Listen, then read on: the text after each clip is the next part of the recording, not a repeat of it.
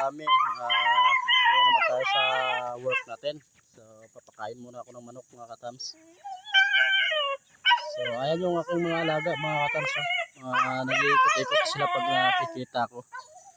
Ayan. Ayan mga katams. So pakain natin mga katams.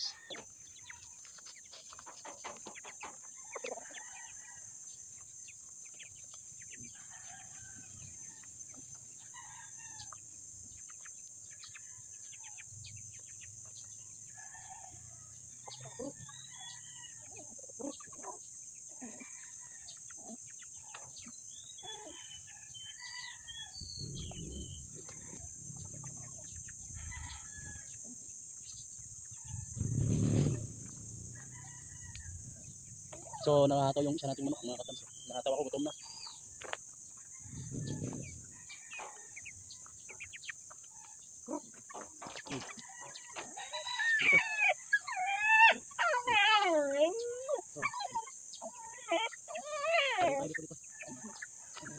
Ito mga katams, tawagin natin sila dito.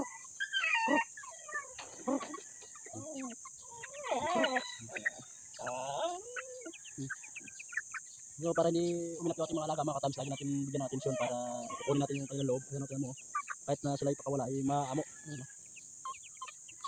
So diba? So ang ganyan lang video natin mga katams. Thank you for watching.